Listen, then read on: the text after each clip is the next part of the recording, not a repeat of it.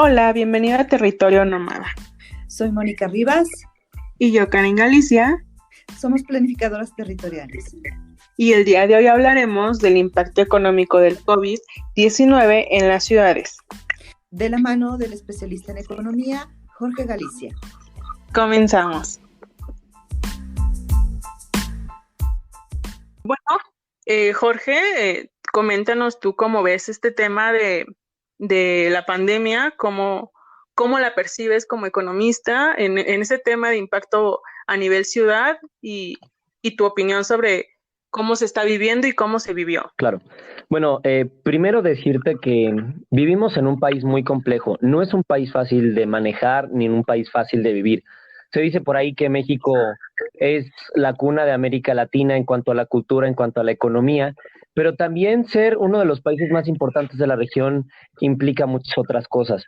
Lo primero es que nosotros no podemos ser un país que se queda en casa, y eso es algo que hay que entender y hay que saber dialogar y incluso salirnos de los moralismos falsos de yo me quedo en casa porque me protejo y protejo a los demás. Eso es un discurso completamente, hasta se podría decir que va a un tema de clases sociales, a un tema de discriminación económica, porque no, ni siquiera los grandes corporativos se pueden quedar en casa. No nos podemos quedar en casa porque somos un país cuya mano de obra principal tiene que salir a la calle y también cuyo 50% de la población económicamente activa no tiene un esquema de trabajo fijo ni protegido. Entonces, ese es el primer punto. Entender que no somos un país que se puede quedar en casa, que somos un país que desde el lado corporativo hasta el lado de los mercados sobre ruedas necesita estar trabajando día tras día. Y esto tiene un impacto negativo en la economía nacional y en la economía latinoamericana porque básicamente se pidieron cosas imposibles que hacer. Y lo tienes en el caso de Grupo Salinas, ¿no? Que Salinas Pliego dice, bueno, pues yo no me puedo quedar en casa y a mis empleados no los voy a poner a trabajar en casa. Y entonces todo el mundo se le fue en contra a Salinas Pliego. Yo creo que eso no es algo malo. Al contrario, tampoco creo que sea obvio, no creo que sea algo bueno, pero deberíamos de buscar un punto medio en lo que se refiere a cómo nosotros concebimos el trabajo en casa y cómo concebimos todo esto de la responsabilidad de las personas. Porque si tú ves a los cientos de miles de personas que, bueno, para números más exactos son 6 millones de personas que usan el metro diariamente y les pides que no lo usen por la seguridad de los demás, estaría siendo completamente egoísta en ese tema, ¿no? Porque la mayoría de esas personas, repito, van a trabajos donde no tienen un salario fijo ni garantizado, ni siquiera tienen protección de seguridad social. Vimos a personas que se caían en el metro de la debilidad que tenían por el hecho de que ya habían contraído coronavirus y que las tenían que sacar. Hubo un caso en el metro Taxqueña que lo tenían que sacar en una ambulancia porque pues a media ida al trabajo el hombre ya no pudo más y creo que acabó muriendo en el hospital, ¿no? Entonces, primero entender que el tema de la pandemia es algo muy complejo para México. Europa se cerró en marzo y se reabrió en junio. Hubo vacaciones y periodos vacacionales en Europa, y si bien muchas universidades siguen yendo a distancia, Europa y Estados Unidos no vivieron lo mismo que nosotros. Y aunque tú me digas que Estados Unidos justamente es el país con mayor número de muertos, si nosotros hacemos una relación entre el número de infectados y el número de muertos, México es el principal país afectado a nivel mundial. O sea, nosotros no tenemos ni siquiera un número comparable con países como Colombia, la India, Perú, y aún así tenemos muchos más muertos que ellos. Entonces estamos hablando también de que se combinó la pandemia con un problema ya existente de salud pública, obesidad, alto nivel de, bueno, fumadores en México, también mala alimentación. Todo eso vino a darle un golpe muy duro a lo que es la sociedad. ¿Y eso cómo influye en la economía? Sobre todo la economía de las ciudades. Sencillo. Las ciudades no se pueden quedar en casa. Y las ciudades no se pueden quedar en casa por el simple hecho de que todo en una ciudad dentro del territorio nacional está interconectado. La mayoría del comercio se genera mediante el movimiento de personas. El movimiento de capitales se genera a partir del movimiento del comercio, que se genera a partir del movimiento de personas. Entonces, tanto desde los sectores corporativos hasta los sectores menos influyentes en cuanto a la vida corporativa, todo necesita estar fuera de la casa. Si bien yo, por ejemplo, que trabajo en un banco en el área corporativa, me he podido quedar en casa, incluso yo he tenido que ir a visitar a clientes, los cuales no pueden abandonarse, ¿no? Entonces, es muy importante entender eso. Ahora, el segundo punto, y que quiero tocar, y ya nada más para finalizar con la introducción, es ¿a dónde va la economía mexicana? La economía mexicana no creo que caiga en una recesión completa. ¿Por qué? Porque de alguna manera el gobierno supo mantener abiertos algunos sectores que sí debieron de continuar, como lo fue el turismo, como lo fue el sector aéreo. Un caso muy importante, por ejemplo, el de Colombia o Perú, que cerraron completamente el tráfico aéreo y el tráfico de personas, y obviamente tuvieron un impacto muy fuerte en la economía. México sabía que no lo pudo hacer y no lo hizo. Nosotros fuimos a otro tipo de medidas que no han dado resultado tampoco, pero que mínimo en el mediano plazo la economía no va a estar tan afectada como los otros países. Ojo, no estoy diciendo que no vayamos a salir muy afectados. Ya se está viendo el impacto de las tasas de interés, en el desempleo, en el ingreso mediano, se está viendo ya el impacto, pero en comparación con el resto de América Latina no vamos a salir completamente en la negativa. Si bien se prevé que el crecimiento económico va a ser bajo, va a estar obviamente en tasas negativas, la actividad económica no se va a mermar tanto como se esperaba, te lo puedo decir desde un punto de vista bancario, pero si quieres, pues no sé si quieras tú hacer una pregunta o tocar un tema y ya yo sigo la plática sobre eso. Jorge. Listo, Karen. Perdón. O sea, justamente a lo que iba es que tocaste temas muy importantes en tu introducción y fue justamente el sistema de salud, el nivel de sistema de salud que tenemos en México, el nivel de sistema de seguridad laboral que tenemos, no tenemos una certeza laboral en México justamente y muchísimo menos a nivel ciudad. Y la economía latinoamericana. Me llama muchísimo la atención cómo haces este esquema general y lo partes a nivel México, considerando que a nivel Latinoamérica México es uno de los países a nivel seguir, ¿no? De que vas a cualquier parte de Sudamérica, Latinoamérica, y te dicen México es como de los mejores que pueden existir. Y luego este tema de interconectividad que manejas, que de las ciudades en definitiva no se pueden quedar estancadas, se tienen que seguir manejando porque justamente la economía se sigue manejando de una u otra forma.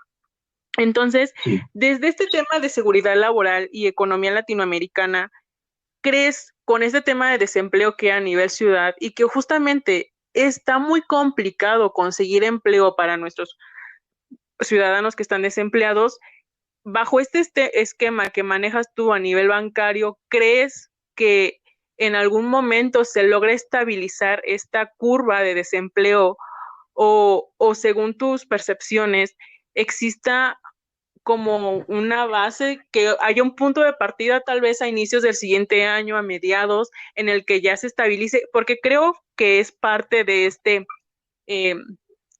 entender de nuevo a la ciudad, ¿no? Porque si bien esta crisis nos trajo como un stop, creo que es para que se reorganice la ciudad y se vuelvan a como conjuntar estos sectores económicos que de una u otra forma se tienen que entender de cómo se estaban viviendo a inicios de este año a cómo se van a empezar a vivir al siguiente año o al cierre de este, ¿no? Entonces, ¿tú crees que sí existe esta curva o cambia esta curva de desempleo considerando estos temas bancarios? Mira, justo tocaste, inicio por un punto que tocaste, el tema de la movilidad dentro de la ciudad. El hecho de que mucha gente se haya enfermado y que Ciudad de México y Estado de México sean los focos del coronavirus aquí a nivel nacional es muy lógico. Nosotros vivimos en una ciudad de 26 millones de personas aproximadamente, bueno, en una zona metropolitana que incluye a 4 estados de la República, a 3, principalmente Hidalgo, Ciudad de México y Estado de México. La mayoría de los corporativos y centros o puntos de origen de trabajo dentro de la zona metropolitana están dentro de lo que es la delegación Cuauhtémoc, Miguel Hidalgo y Benito Juárez, ¿no? Entonces, la cantidad de movilidad de personas que tú tienes que generar para que hagamos cálculos, ¿no? Tenemos 8 millones 9 millones ya dentro de lo que es Ciudad de México. El resto, que estaríamos hablando de justamente 17 millones, están fuera de lo que es la Ciudad de México. Mover, no te voy a decir 17 millones, pero sí en un día promedio la Ciudad de México tiene a unos casi 20 millones de personas aquí, trabajando, moviéndose, generando comercio. Entonces, mover a 10 o 10, 11 millones de personas diariamente hacia la ciudad y fuera de ella, evidentemente nos iba a generar una crisis de salud pública, ¿no? Evidentemente iba a generar decesos y evidentemente iba a generar una falta y un colapso del sistema de salud. Eso es lo primero que tenemos que entender. No se podía hacer mucho al respecto. Si bien el gobierno mexicano no actuó de la mejor manera y tenemos un sistema de salud muy precario, lo vimos en el caso de Sao Paulo, lo vimos en el caso de Río de Janeiro, lo hemos visto en casos como el de Monterrey, Guadalajara, en el caso de Nueva York. Son ciudades demasiado grandes que incluso en niveles tan desarrollados como lo vemos en un sistema de salud que no es pública, pero es un sistema de salud existente en Estados Unidos, han colapsado, ¿no? Entonces, entender que en las metrópolis, evidentemente, el impacto económico, el impacto de salud pública y el impacto social del coronavirus es muy distinto a la periferia, ¿no? Tú no necesitas esa movilidad de personas para un estado como lo podría ser Zacatecas, Durango, Aguascalientes. Ciudad de México es un punto y aparte en nuestro país y en América Latina. No hay ninguna otra ciudad que se compare más que Sao Paulo, que cuenta también como una ciudad alfa, y de ahí en fuera no existen más que ciudades beta dentro de América Latina. Entonces, partir de ese punto para luego llegar al desempleo. ¿Qué va a suceder? El hecho de que muchas personas hayan caído bajo la enfermedad las hace poco elegibles para poder continuar en muchos empleos que requieren de habilidades no solamente mentales sino físicas, ¿no? Te estoy hablando de muchas personas que ganan un poquito más alto que el salario mínimo, pero menos que el salario promedio, que son 8 o 9 mil pesos al mes, que se dedican a transportar personas, que se dedican a cargar cosas, que se dedican a moverse por la Ciudad de México. Entonces ahí perdimos una fuerza de trabajo muy importante. No el 100% de la fuerza de trabajo, pero sí se redujo cercano a la mitad. Segundo punto, el trabajo corporativo. Y yo te voy a hablar mucho desde la experiencia que he tenido de los bancos. No quiero tocar nombres específicos para justamente no exhibir, pero todos los bancos frenaron sus procesos de contratación. Todos los corporativos frenaron procesos de contratación. Te estoy hablando que de 100 plazas disponibles, ahora hay 3 o 4. Y eso porque de verdad hacían falta esas 3 o 4 plazas. ¿A qué me estoy refiriendo con esto? En el tema del desempleo dentro de los trabajos formales o profesionales bien remunerados, con bien remunerados te estoy hablando de más de 15 mil pesos, que eso no es una buena remuneración, pero ya para los estándares mexicanos es una remuneración promedio. ¿Qué pasa? Las plazas en trabajos corporativos de un salario mayor a 15 mil pesos no están siendo ocupadas. Se están eliminando las vacantes para que no se despidan a personas. Pero yo te digo, yo manejo una base de 800, 900 clientes en mi trabajo y te puedo hablar de que el 40% pidieron apoyos y créditos por el COVID, que más del 60% pararon actividades desde mayo hasta bien entrado el mes de agosto, ¿no? Y apenas se están recuperando. Negocios que quedaron completamente afectados fueron los negocios de eventos, restaurantes, banqueteras, salones de fiestas, quedaron completamente golpeados y muchos de ellos desaparecieron. Y sí, se fortalecieron dos tipos de negocios, principalmente todo lo que tenga que ver con los medios electrónicos, que son redes sociales, internet, delivery, sistemas de delivery, y también incluso compañías de sistemas, y pues evidentemente todo lo que fueron compañías privadas de salud. Estos dos grandes grupos de la economía evidentemente crecieron a nivel ciudad y a nivel nacional, pero sobre todo en la Ciudad de México se vio fortalecido todo lo que fue la economía electrónica, bueno, la economía que depende de los sistemas de funcionamiento electrónicos, como lo fue, te lo repito, las redes de delivery, todo lo que son servicios con conectividades. Estos fueron los ramos de la economía que se fortalecieron. Pero vamos a tocar un tercer punto. Estos ramos de la economía para los trabajos especializados no son tan fáciles, no son tan fáciles de otorgar trabajos dentro de estos ramos de la economía. Se necesita tener una licenciatura, muchas veces piden una maestría, el saber más de un idioma y también el saber justamente más de un idioma de programación para lo que son los trabajos en compañías de justamente de redes sociales, de electrónica, en todo lo que son IT, y para trabajos profesionales dentro de los sectores bancarios, de salud, necesitas evidentemente tener una carrera. Y me estás hablando de un país que ni el 70% de su población que está en una etapa de aprendizaje, ya sea básica, media o media superior, va a llegar a poder graduarse de la universidad, ¿no? Y si bien en la Ciudad de México los índices educativos llegan a niveles mucho más altos, no se puede cumplir con estas premisas. Entonces, dentro de el ramo corporativo o profesional de mediano o alto ingreso, va a haber no solamente desempleo, que sí lo estamos viendo, sino se va a frenar la contratación de nuevos prospectos laborales.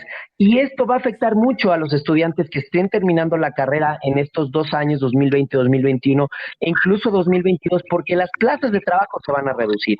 ¿Qué van a hacer las empresas? Dos cosas. Uno, van a liquidar a viejos empleados cuya jubilación no sea tan alta. Y dos, van a mantener a los empleados de mediana edad o jóvenes que hayan entrado justamente antes de la pandemia. ¿Para qué? Para no liquidarlos, para poderles seguir pagando los mismos salarios con aumentos muy reducidos. Y tercera, para no mermar su fuerza de trabajo. Te lo pongo como un ejemplo final. En donde yo trabajo básicamente en el sector bancario, tú no llegas y por saber o tener una licenciatura vas a adquirir las habilidades de la banca, tú las vas adquiriendo con el tiempo. 6 meses a un año en poder pulirte, por así decirlo, dentro de lo que es la banca corporativa o la banca global, ¿no? Que ya es un tema muy distinto que vemos en las sucursales.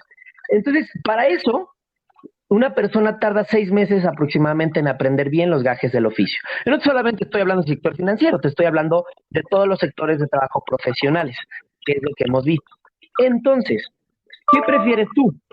¿Pagar una nueva entrada a un nuevo empleado, sacrificando una partida económica, o mejor, cerrar esa vacante y mantener las partidas económicas que ya tienes destinadas a tus viejos empleados, que ya tienen experiencia y que aparte no te van a pedir o no les vas a ofrecer un aumento de salario? Entonces, yo te diría que más allá de un desempleo que sí vamos a ver, lo que vamos a ver va a ser una muy poca oferta de empleo y una protección a las posiciones ya existentes dentro de los ramos corporativos en el 2020, 2021 y yo creo que hasta el 2022, sí, obviamente no existe un plan de reactivación económica fuerte. Como último punto, para que podamos seguir a la siguiente, para que podamos continuar con las preguntas, te voy a decir que de donde vamos a poder ver una nueva oferta de empleos va a ser del sector público, sobre todo porque si bien el gobierno de Andrés Manuel ha tenido muchísimas fallas, en el único rubro que yo le reconozco un progreso es en el rubro de las obras públicas. Están avanzando muy rápido con el nuevo aeropuerto, con la refinería de Dos Bocas, con el corredor interoceánico del Istmo de Tehuantepec, van a iniciar probablemente el aeropuerto de Tulum, el aeropuerto de Guadalajara. Entonces, las obras públicas van a ser las nuevas creadoras de empleo, mucho más que los capitales privados y que las empresas privadas, por cómo se ve la situación. Ok, justo, hay como varios puntos que tocaste que llaman muchísimo la atención. En primera instancia, el incremento que se tuvo en apoyos y créditos por causa del COVID a mí se me hace un tema muy interesante, porque si bien antes de que iniciara justamente el año o el año pasado, muchas personas justamente se habían detenido por la situación en la que se iba a encontrar el país y demás, a justamente acceder a este tipo de créditos, ¿no? Quienes tenían como un panorama más amplio. Y ahora se incrementó esto. Mi idea es ¿cómo es posible que la población haya incrementado este tipo de créditos a causa del COVID o apoyos, considerando que la dinámica económica tendió a ser una dinámica a la baja, por así decirlo? Ese es como mi principal. ¿Tú cómo crees que haya sido ¿qué lo haya detonado, por así? Y la segunda, el tema de salud y de la gran desigualdad. México es uno de los países más desiguales en el mundo. Entonces, si bien pueden acceder a estos nuevos empleos o estas nuevas vacantes que se abran en algún momento, van a tener que competir, ¿no? Si nosotros como profesionales competimos constantemente para generar un sueldo, como dices, arriba del promedio o que se estandariza como el promedio, ¿qué características piensas tú que deberían de generar estas universidades? Si bien hacerlos competentes, sí, pero para que estos alumnos o estos profesionales que se gradúen en este lapso de 2020 a 2022 puedan acceder a un trabajo, considerando que la competencia ahora se cierra de 5 a 2 plazas, ¿no? Y otro tema es que justamente tú hablaste del tema de los sueldos, ¿no? A nivel presupuestal, del nivel de vacantes que se abren. Y justamente en ese tema es el que yo voy a abordar, si en el sector público o privado. Tú mencionas que probablemente en el sector público se abran más vacantes. Sin embargo, se pueden abrir más vacantes, sí, pero con un sueldo muchísimo menor. Entonces, el sueldo que se generaba en un mexicano normal arriba de 8,000, 10,000 pesos mensuales, tendería a bajar o se mantendría con toda esta situación que se está viendo económicamente. Ok, mira, primero, la pregunta de los créditos que creo que es muy importante que acabas de mencionar.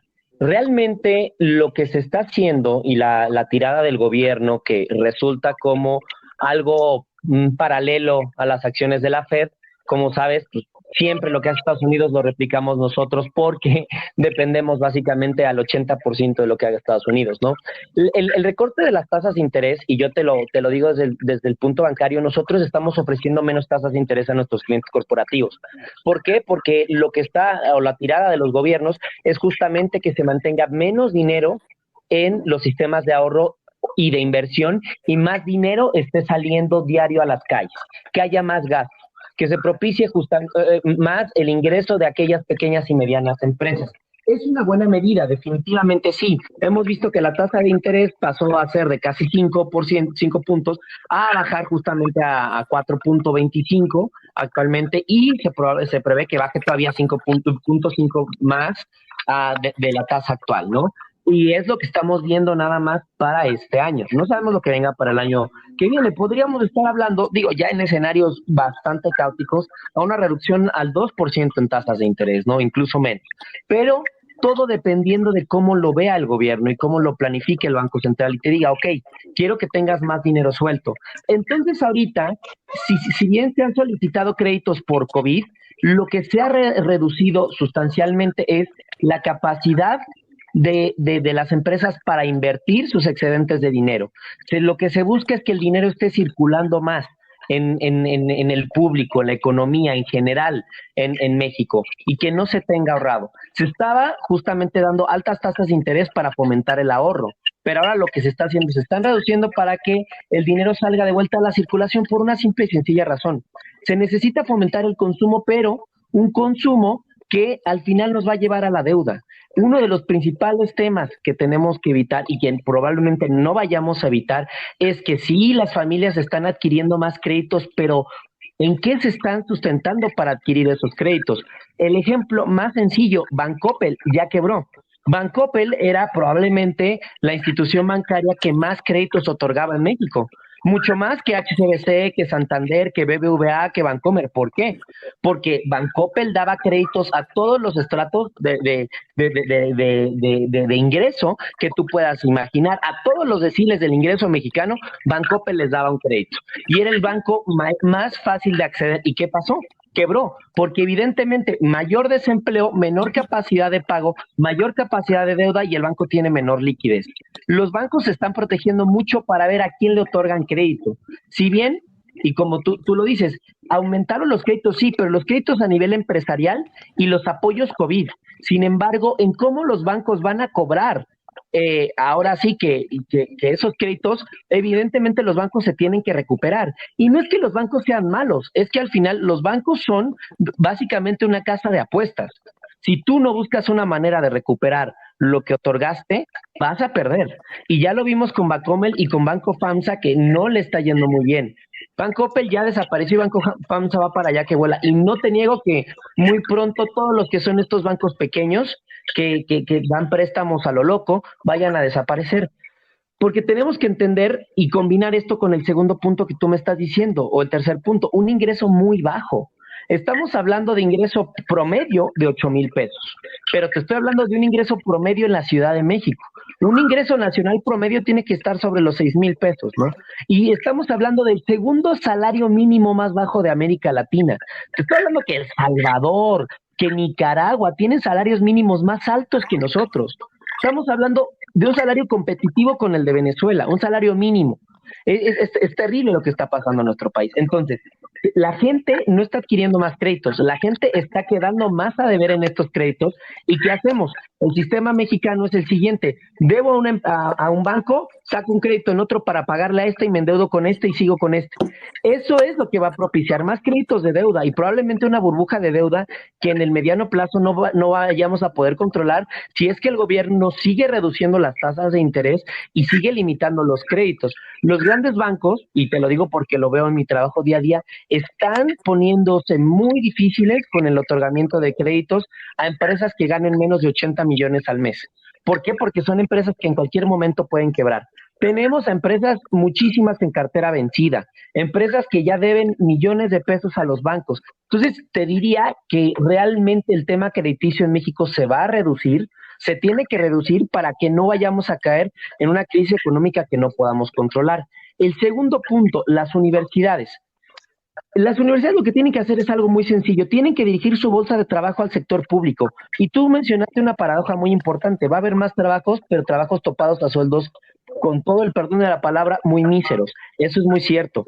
Sin embargo, de eso a no tener trabajo, que es lo que se está viendo en el panorama, es mucho mejor que se hagan pactos con el sector público para que justamente las universidades privadas puedan ofrecer una cuestión distinta a sus alumnos. Te hablo de las privadas porque las públicas no tienen realmente bolsa de trabajo fuera del sector público. El día en que tú me digas que la UAM, la UNAM o el Poli abrieron una campaña con Procter & Gamble para meter a sus empleados, o con Johnson & Johnson, entonces ahí te voy a decir, wow, o sea, fue una innovación. Sí la has sabido, pero son muy reducidas y para muy pocas facultades o escuelas. Entonces, realmente entender que se tiene que buscar ahorita más apoyo en el sector público porque es donde va a haber más trabajo.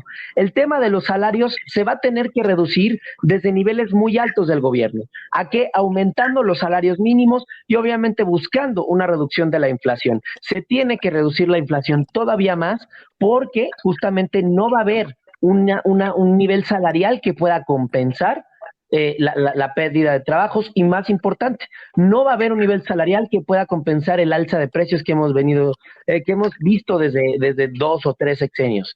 Entonces, realmente es mucho eso, buscar generar empleo a como dé lugar, más allá, y tristemente te lo voy a decir, más allá si es un empleo de calidad, lo que necesitamos es que el mexicano por el momento, y sobre todo el mexicano de la clase media y media baja, pueda acceder a un ingreso para liquidar créditos que deben, para poder terminar de pagar sus casas, para poder quiera comer al otro día. Entonces yo te hablo de que sí, las universidades en este momento van a tener que enfocar mucho las bolsas de trabajo a el sector público. Y otro punto muy importante, las universidades tienen que entender que no más volumen significa más calidad. Lo que nos hace mucha falta es también saber dónde abrir plazas.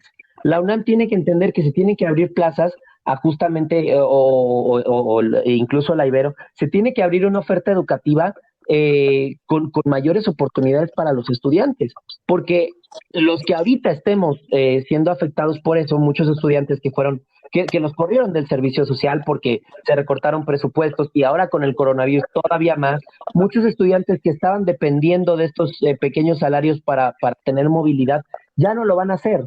Entonces, ¿qué programas, tanto la UNAM como la Ibero, la UAM como el TEC, van a poder otorgar las universidades para que exista pequeña remuneración a los estudiantes a punto de graduarse? Se van a tener que generar empleos internos a como de lugar, porque mira, el TEC te sigue cobrando 23,000 pesos al mes por tomar una clase en Zoom, que con todo respeto yo tomo la misma clase en la UNAM. O sea, el valor agregado que te daba el TEC, que era el networking, y no por hablar más del TEC, te estoy hablando en la generalidad de las escuelas privadas, el networking, la capacidad de hacer contactos, de instalaciones de primer nivel que no tienen las universidades públicas, ya no te lo dan. Entonces, si justamente están teniendo el mismo ingreso por ofrecer menos, que busquen la manera de generar bolsas internas de trabajo para los estudiantes cercanos a los años de graduación. El tercero y último punto que me comentaste, que justamente, perdón, ¿cuál fue, Karen? El último que me comentaste después de las universidades fue el del... los trabajos que se van a abrir en el servicio público, pero que van a ser obviamente con muchísimo menos sueldo de que probablemente había en el promedio de 8,000 pesos, ¿no? Que exista más vacantes, sí, pero con un sueldo muchísimo menor. Mira, aquí también dependemos nosotros de la elección de los Estados Unidos en este caso. Y yo te diría que va a sonar tonto, pero para mí la mejor opción, viéndolo desde el lado bancario, financiero y corporativo, es que Trump vuelva a ser presidente de los Estados Unidos. ¿Por qué? Porque se está trabajando ahora en un tratado de libre comercio que es el nuevo, ¿no? El TEMEC. Y justamente este está protegiendo más a los sectores laborales de cada país. Pero sin que se pueda formalizar o que se pueda continuar como se tenía planteado entre Andrés Manuel y Donald Trump, vamos a ver un freno en las inversiones tanto a largo plazo como corto plazo, las inversiones extranjeras directas en largo y corto plazo por parte de Estados Unidos, que repito, es todavía el motor económico de México. Si bien China se está abriendo mucho a la economía mexicana, no tiene el mismo alcance que Estados Unidos por una sencilla razón: la cercanía geográfica. O sea, China no comparte casi 4,000 kilómetros de frontera. México sí. Estados Unidos sí. Entonces, muy importante entender que sería bueno que se continúen con los planes hechos durante la administración Trump y de Andrés Manuel López Obrador en cuanto a la creación de empleos, en cuanto a la apertura para empresas estadounidenses, porque esa va a ser la segunda fuente de empleo y probablemente mejor remunerada. El empleo proveniente de fuentes extranjeras que tenga que venir en México. Nosotros somos el primer país en América Latina y en América por producción de vehículos. No, o sea, somos uno de los principales y países a nivel mundial por producción de televisiones, creo que somos el primero, y también por componentes de computadoras. Te digo que estamos entre los primeros 5 en producción de automóviles. Entonces, realmente no hay ninguna sola marca que no quiera venirse a trabajar a México. Tenemos que buscar la ampliación de tratados con la Unión Europea, con China y con Estados Unidos directamente. Va a sonar horrible lo que voy a decir, pero es cierto. Tenemos que dejar de poner prioridad en lo que es Latinoamérica y Sudamérica y concentrarnos en los países que nos puedan traer grandes empresas maquiladoras, grandes empresas automotrices y grandes empresas en el sector, no sé, de los alimentos, de la tecnología, porque eso es en lo que México es líder y en los que nos podemos y nos debemos de especializar y donde puede haber salarios mejor remunerados. Ok. Mira, o sea, ya con todo esto que has comentado, bueno, te diste cuenta que se acaba de ir mi compañera Mónica Rivas, ella también es diseñadora de asentamientos humanos y también apuesto que ya tiene como 1000 cosas que decir, ¿no? O al menos abordar. Pero yo quiero justamente como que externarte mis dudas, y si bien como parte de lo que a nivel global generó el COVID, es una crisis económica mundial, ¿no? Si bien nos está pegando a nivel nacional, está generando una crisis económica mundial. Considerando que parte de los países de la Unión Europea, al menos no los más fuertes, pero sí algunos que están como ahí medio manteniéndose, han estado en crisis. Ahorita que mencionas esto de las empresas maquiladoras de automóviles, y justamente que nosotros, al menos en la frontera, tenemos estos estados que se dedican justamente, y también aquí en Puebla, en Monterrey, que se dedican justamente a ensamblar automóviles, como cuáles serían los retos que tendríamos como mexicanos, o tal vez nosotros no, sino a nivel gobierno, para abordar estos temas de las empresas maquiladoras, o para generar muchísimo más empleos que no queden dentro del promedio. Y también mencionaste un tema que se me hace súper importante, los programas hacia universidades. Estamos conscientes de que al menos la actual administración recortó presupuestos a todas las universidades públicas, ¿no? ¿Cómo es la estrategia, o dónde tienen que ahora mirar las universidades para justamente generar estos nuevos programas o convenios? Porque si bien para que entres a un esquema público laboral o cualquier esquema privado, siempre tienes que comprobar las capacidades que tienes, ¿no? Y no justamente entran como los más brillantes, sino los que se saben desenvolver y demás. Pero, ¿cuáles serían los retos que tendrían estas universidades considerando su nivel actual que se encuentra? Y bueno, creo que ese sería al menos mi panorama con ahorita lo que mencionaste. No sé si mi compañera Mónica tenga como algún otro comentario que decir con lo que ahorita se unió a la conversación. Sí, y bueno, ese sería mi tema. Gracias, Jorge, un gusto, muchas gracias. Súper interesante todo lo que estás diciendo. ¿Se me escucha bien? Sí, Mónica, claro que sí, buenas No, tardes. buenas tardes. Oye, no, mira, nada más un comentario ahora sí que muy cercano. Tengo una hija que va en Libero. El semestre pasado hicieron un 25% de descuento en las clases virtuales. Este, este nuevo semestre igual empezaron por lo menos el primer mes con un descuento. Y bueno, pues ahí van. O sea, yo te digo, sí he visto que han puesto todo el esfuerzo, ¿no? Los profesores, tienen muchísimas clases extras, digamos, tratan de compensar, o sea, no es el escenario ideal, pero pues bueno, ahí van. Yo quisiera plantearte, pues ahora sí, una invitación a que tú nos hagas una reflexión, cómo miras un enero 2021. Y bueno, ya se ha dicho mucho que tardaremos en recuperarnos informes internacionales 3 años, otros 10. ¿Qué prevés tú? ¿Cómo la ves tú? ¿Cómo ves un 2021 para los mexicanos, para los estudiantes, para los trabajadores, para estos desempleados, millones de desempleados que hay en el país? ¿Cuál sería tu opinión al respecto? Pero, Mónica, primero muchas gracias, digo, por la pregunta. Buenas tardes y igual, qué bueno que comentas el tema de la Ibero. Yo justamente vi un caso ahí en el TEC que una compañera me había contado, entonces por eso, pero qué bueno que justamente otras universidades estén tomando estos planes. Pero ¿cómo se mira el 2021? Yo te diría, desde el Ajá. sistema, o sea, te lo voy a decir desde tres perspectivas. Desde el sistema bancario, un 2021 o sea, muy bajo en actividad, Uh-huh. con mucha recesión con actividad en el sistema bancario, muchas empresas que van a quebrar por créditos que nunca pudieron liquidar y la afectación principal va a ser hacia las pymes.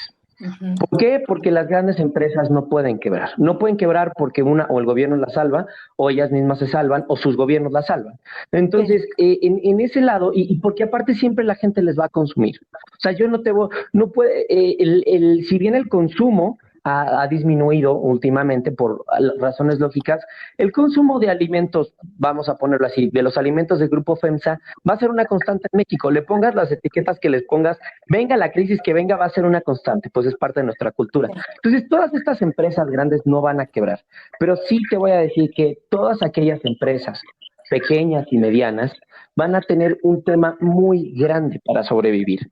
Los bancos no van a poder perdonar porque los bancos van a decir o me salvo yo o te salvas tú, y para eso me salvo yo. Y es un tema, sí, mucho de ver quién se salva, mucho de ver quién muere primero. Entonces yo te diría, para las pequeñas y medianas empresas un panorama muy difícil, Uh-huh. sobre todo para las empresas que dependen de la actividad humana. No te estoy hablando de empresas, por ejemplo, como lo son los pequeños supermercados, no, porque el consumo siempre va a existir, aún en economías muy laceradas. Lo vemos en el caso venezolano, existe consumo, malo, pero existe. Te estoy hablando mucho de las empresas como restaurantes, bares, empresas que dependían para los eventos, como ya se lo platiqué a Karen, no las planeadoras de bodas, mucho de este tipo de empresas van a desaparecer. Entonces va a haber justamente aquí una recesión en este tema. Segundo punto, empresas grandes. Las empresas grandes se van a mantener a base, sí, de créditos, pero justamente a partir de aumentar, ¿no?, la venta de los productos, pero van a tener que tener mucho cuidado, perdón, van a tener mucho cuidado en la parte del stock o de la Uh-huh. sobreproducción, porque es algo que no va a poderse permitir. Van a limitar la oferta de sus productos, van a buscar que exista justamente consumo y van a ofertar sus productos, pero van a limitar la producción. Entonces vamos a ver también que no todo va a ser tan diverso como lo veías antes, que no va a haber todo al alcance de todos. Los productos van a escasear un poco más por el hecho de que nadie quiere tener stock justamente en sus almacenes. No quieren producir más para acabar perdiendo. Entonces las empresas grandes van a ser muy cautelosas y también en el tema del empleo no van a poder ofrecer mucho empleo a las personas que estén entrando. Yo justamente te lo menciono porque me acabo de graduar hace 2 años de la Uh-huh. universidad y te digo que en este momento es muy complejo encontrar trabajo. Lo veo con muchos amigos, lo veo con muchos conocidos. En México es muy complejo por el coronavirus. Y te lo digo desde el lado de mi banco, en que todos los programas en el banco donde yo trabajo para graduados y recién egresados se cerraron. O sea, el tema ya ni se tocó, porque dijeron, o les damos lugar a ellos o corremos a los que ya tenemos, ¿no? Entonces, en el tema del empleo, te digo, va a haber en el sector privado una reducción de la oferta de empleo muy grande. Yo te estoy hablando de un panorama de 3 años. Y yo no creo que 10 años vayan a hacer la crisis por dos razones. Estados Unidos va a encontrar un plan de autosalvación porque tiene que ser así, porque justamente ellos son los que lo tienen que pensar primero para que luego se pueda aplicar en América Latina. Seguimos teniendo este esquema del establishment en donde lo que hagan ellos lo hacemos nosotros. Entonces, cuando ellos encuentren un plan de rescate, nosotros lo vamos a emular. Lo que justamente le estaba comentando a Karen, ¿no? Se planea que mientras Estados Unidos siga ejecutando los planes que tenía con México y Canadá, probablemente siga habiendo escasas pero sólidas fuentes de empleo. Sólidas en el sentido de que las empresas no se van a mover en un año, de que las empresas no van a titubear con el tema de los derechos salariales y de los derechos de los trabajadores. El TEMEC justamente es lo que estaba buscando, ¿no? Pero sí necesitamos que justamente se cumpla a cabalidad esto. Entonces también dependemos de un panorama... las remesas y sea una parte importante para México? Sí, definitivamente se tienen que mantener, ¿no? Y te voy a decir por qué. Porque justamente las remesas generan un ingreso para México y para los Estados Unidos, ¿no? Desde la persona que manda la remesa hasta la persona que la recibe, las dos partes tienen un beneficio. Entonces va a haber justamente planes para que estas remesas se mantengan. Si se fijan ustedes, y digo, son temas que los podemos ver en cualquier lado de estadísticas, el desempleo en Estados Unidos, más allá de aumentar, se ha visto, el esquema del empleo se ha visto estancado. No se ha visto a la baja o a la negativa, lo vamos a ver después. Pero les digo mucho, el tema del empleo, del flujo de dinero va a ser más allá de una crisis, va a ser un estancamiento. Pero ¿sabes dónde yo creería, Mónica y Karen, que sí habría una crisis? En el momento en que esto se extienda un año más. Es ahí donde sí habría definitivamente una crisis. Porque ya países como México, Brasil, e incluso los mismos Estados Unidos no lo podrían soportar. Europa lo pudo soportar por una sencilla razón. Europa realmente es como cuando estás en un videojuego en el nivel aficionado. O sea, cuando un país tiene un problema, llega el otro, hay una cámara de compensación para los préstamos, para justamente que el dinero fluya de un lado a otro y listo, sí, ¿no? Y de hecho no les funcionó la crisis con Grecia, ¿no? Y con España y con Portugal. Sin embargo, en América no. Cada quien tiene que ver por lo suyo. Y es donde la integración regional sí llega como un esquema de salvamiento, ¿no? El Mercosur es de lo que depende Brasil para poder continuar. Y justamente el TEMEC es de lo que depende México para poder continuar. Pero un año más, yo te lo vería muy complicado. Y ahí sí te diría que si viene una crisis de salud de un año más, estarías hablando de despidos masivos, de quiebres masivos de compañías, y que justamente el gobierno, que de por sí ya ha tenido problemas para mantener las tasas de crecimiento económico, que ahorita estamos en cero, tendría todavía más problemas. Entonces ahí todas las obras, ¿no? que vienen por parte de la recaudación impositiva, ¿no? Todas las obras quedarían paradas y ni siquiera ahí habría la oportunidad de ofrecer trabajo mediante, pues, ¿cómo te diré? La vía pública, ¿no? La vía gubernamental. Es por eso que estamos volviendo al semáforo amarillo. Y yo te diría, puede ser que ni siquiera estemos en el semáforo naranja, que sigamos en el rojo. Pero la realidad, y más allá de estar conspirando en contra si están maquillando los números o no, es que si no volvemos al semáforo verde para enero, se va a venir una época muy, muy complicada. Entonces, ya sea que maquillen los semáforos, o que encuentren la cura, o que justamente, no sé, pase un milagro, vamos a caer en una crisis económica muy grande. Y yo te diría que todos, ¿no? Porque ese es otro. Exactamente, pero te voy a decir una cosa. Fíjate que yo lo he visto mucho y digo, sé que es un tema un poco aparte, pero lo he visto mucho con la gente del banco. En las sucursales, que es algo donde yo no trabajo, pero donde sí veo mucho, en las sucursales, la gente resulta que los que más salen no se han enfermado los de corporativo, por el simple hecho de que llegó algún chico de Rappi que por la gran cantidad de personas no lo pudo evitar y contagió. ¿Por qué? Porque la densidad poblacional en Ciudad de México y el intercambio de personas, por la dinámica población de México, lo hace imposible. Si te fijas, la India lo intentó contener, no pudo. Estados Unidos, Brasil, ya estamos viendo a las grandes naciones, a las que de verdad tienen un problema de movilidad de personas, muy, muy complejas. Y esto, ustedes obviamente no me dejarán mentir, el tema de Europa se cuesta muy distinto, Sí, porque yo me voy a Francia, y ya para terminar mi aportación, si yo me voy a Francia y digo, ay, ¿por qué lo controlaron tan bien? Que, bueno, porque París por sí sola produce mucho, pero también Estrasburgo, también Lyon, y aunque obviamente París sea mucho más importante que las otras ciudades, las economías regionales se pueden mantener porque las cadenas productivas están igual de desarrolladas en todas las por ciudades. supuesto. Si nos vamos a países tan grandes como lo es México o como lo es Estados Unidos, aunque Estados Unidos tenga 10 ciudades que entran en las ciudades alfa y gamma, ¿no? Que Filadelfia, Nueva York y todo, es tan grande que las cadenas productivas, las cadenas de suministro están tan alejadas que ni siquiera se pueden mantener. Y ahí sí necesitas a la movilidad de personas, ¿no? Sí, Entonces, te diría que incluso aunque nos pusiéramos el cubrebocas, es un tema de que se encuentre la cura, porque económicamente ya no va a ser viable. Y se los digo, o sea, los altos mandos de los bancos están diciendo, un año más no lo soportamos. O sea, totalmente. no lo soportamos y no hay manera. Totalmente, bueno, Uh-huh. mi digamos, mi referente inmediato es Seúl, ¿no? Corea del Sur, en donde exactamente hubo una Uh-huh. disciplina muy fuerte, ellos son disciplinados de por sí, y bueno, y tienen Sí, su claro. curva abajo, es la más baja del mundo, ¿no? Y el año siguiente Uh-huh. ya tienen recuperado su economía. Y yo creo que estos ejemplos a lo mejor son economías distintas, sociedades distintas, pero yo creo que tendríamos que ir avanzando en tomar algunos ejemplos que nos puedan servir, ¿no? Desde la propia cultura personal hasta gubernamental, ¿no? Claro.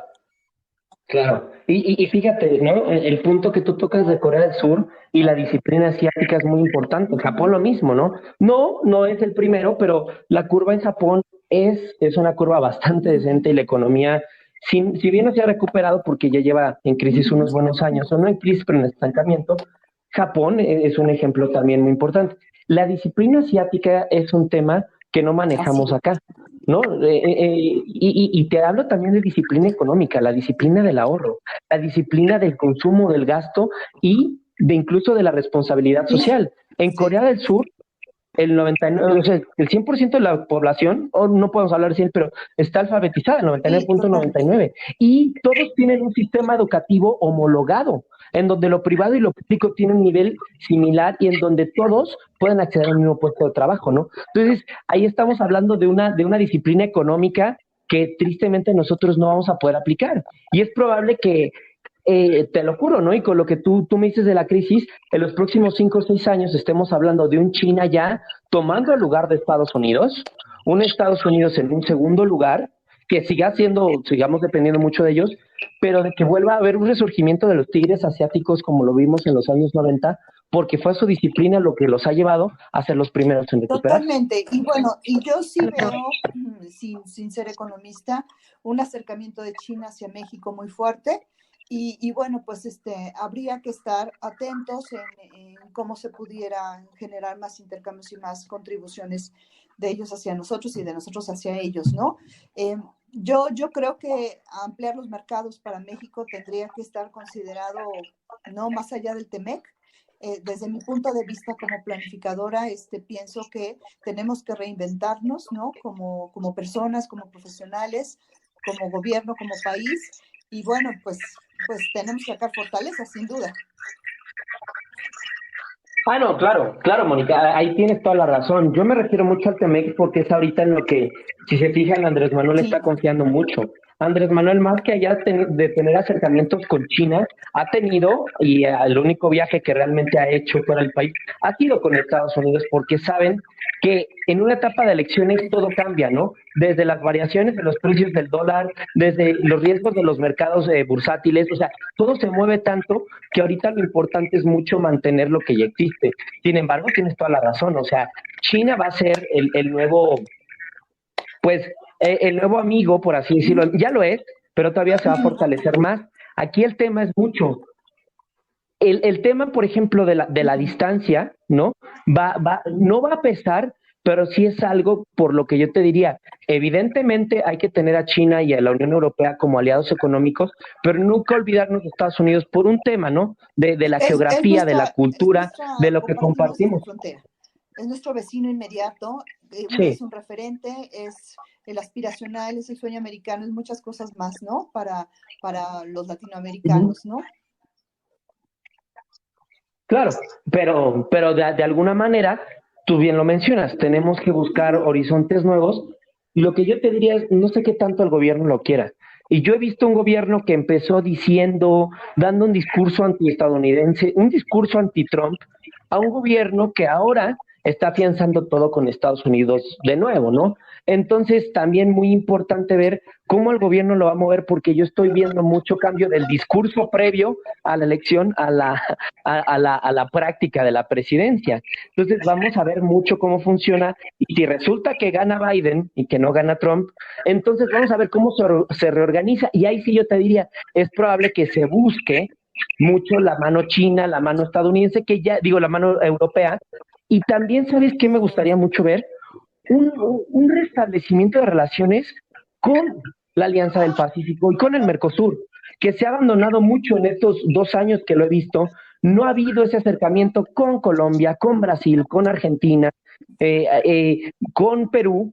Entonces también el tema de la Alianza del Pacífico va a ser muy importante para ver cómo nos desarrollamos regionalmente. Totalmente, yo creo que mirar hacia abajo sería una gran fortaleza para México. Y bueno, yo te puedo decir que el año pasado hubo un evento muy fuerte de parte de China en México, en el INAP, con funcionarios de alto nivel aquí en México, y con estas miras, ¿no? Bueno, ¿qué hace México? ¿En dónde puede contribuir con China? O sea, definitivamente yo creo que puede ser ese mercado u otros mercados, además del TEMEC, no es en vez de, ¿no? Claro, definitivamente. Y también para salvar mucho, ¿no? Porque Xiaomi, por ejemplo, Xiaomi y Huawei han sido dos empresas dadoras de empleo en los últimos 5 años muy importantes en México. Totalmente. Dos empresas chinas que han dado empleo a jóvenes graduados e incluso a mano de obra no calificada y calificada.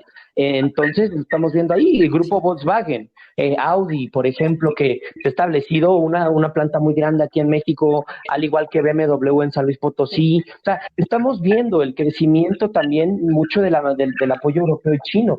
Lo importante, como te digo, es no dejarlo y que después de que pasen las elecciones, toda la atención no se siga centrando en Estados Unidos, que es lo que ahorita se ha visto. Y evidentemente la cooperación con China va a seguir, ¿no? Porque China, o sea, ya es natural, o sea, la dinámica china hace imposible que lo puedas ignorar.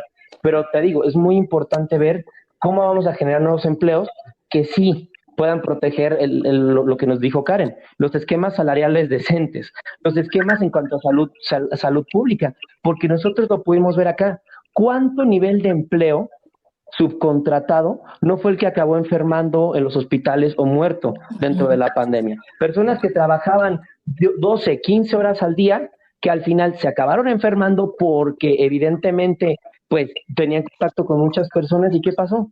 El Seguro Social saturado, el INSABI, el actual INSABI, pues inoperante, saturado, el ISSSTE también, y cuando voy a un hospital privado no me reciben. Entonces, también mucho cómo vamos a replantear el tema de los contratos y el tema de la seguridad social en general para que todos los empleados puedan tener un mayor acceso a la salud pública, ¿no? Y no volvamos a ver la tasa, que como tú lo sabes, es la tasa más alta de mortalidad por coronavirus en el mundo. Porque Estados Unidos tiene más de 1 millón de infectados y tiene 200,000 muertos, no está bien. Pero nosotros tenemos mucho menos cantidad de personas infectadas y un número muy alto de muertos, que si lo vemos en porcentajes es muy preocupante, ¿no? Y es de lo que no se habla en las cifras públicas. Sí, no tenemos a lo mejor la mayor cantidad de muertos ni la mayor cantidad de infectados, pero ¿por qué no hablan de el radio que existe entre cantidad de infectados y de personas muertas? Entonces es muy importante tratar esos temas en contratos y en esquemas laborales que también van a afectar a la economía en el mediano plazo. Totalmente de acuerdo.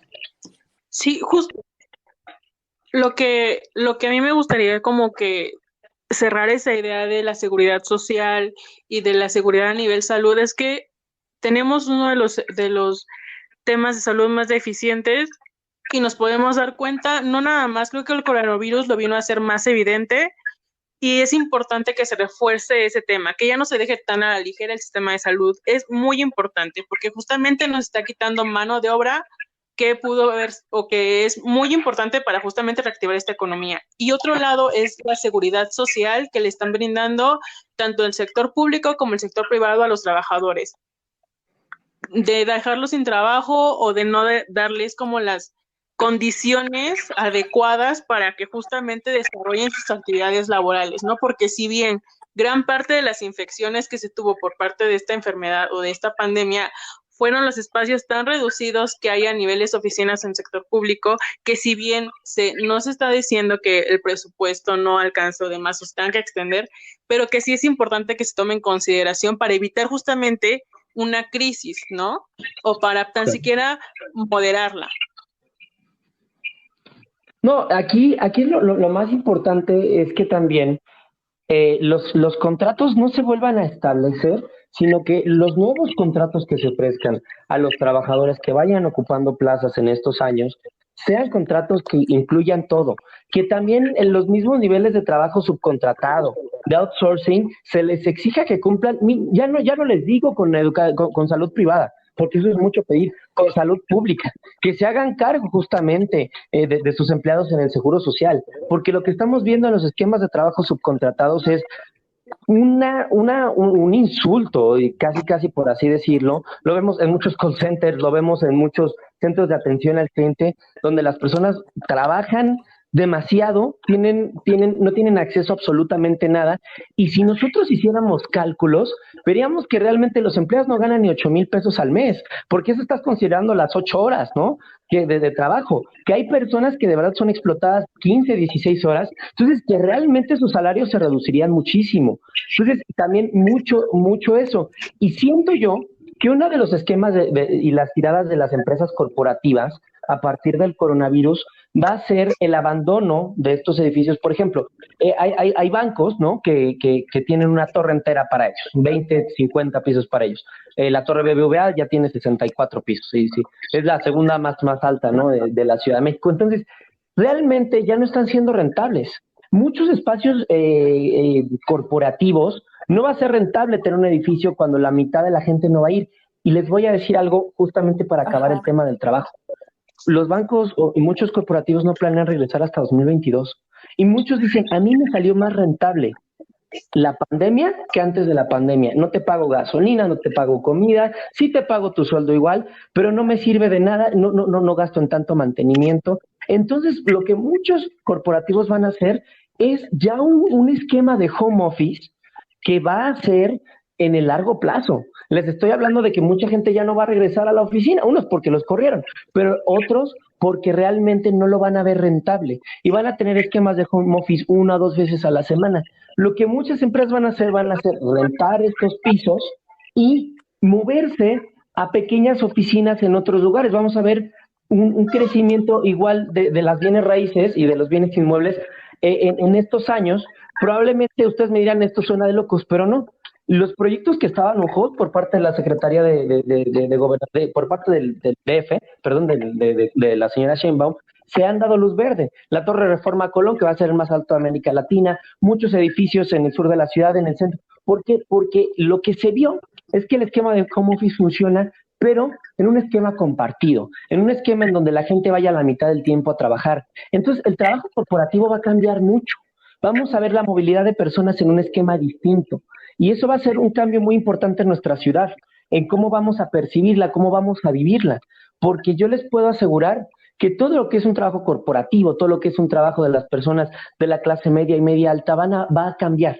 Vamos a ver más gente trabajando desde casa, más gente trabajando en el Estado de México. Vamos a ver, obviamente, a la periferia crecer un poco más.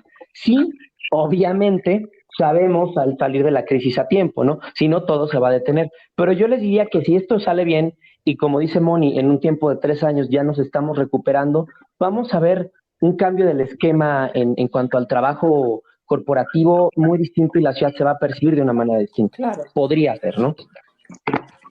Justo, sí, pues es acomodarnos y justamente buscar las opciones para que tengamos los efectos negativos en menor porcentaje, ¿no?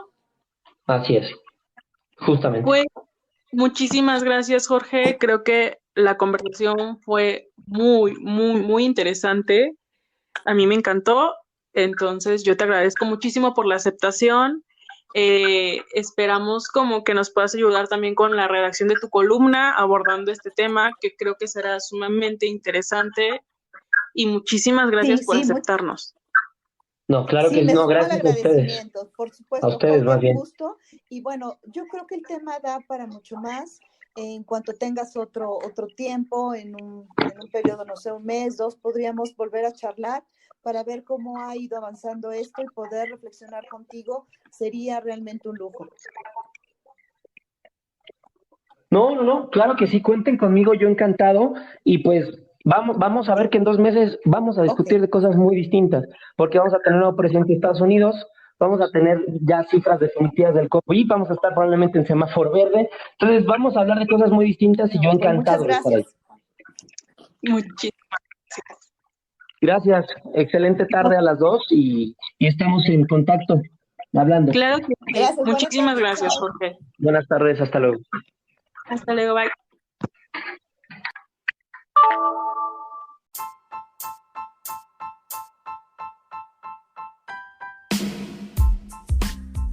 Amigos, muchísimas gracias por escucharnos el día de hoy. Los invitamos a seguirnos en nuestras redes sociales, donde podrán encontrar información relevante en temas de ciudad y ordenamiento territorial. Asimismo, pueden dejarnos ahí sus dudas y comentarios.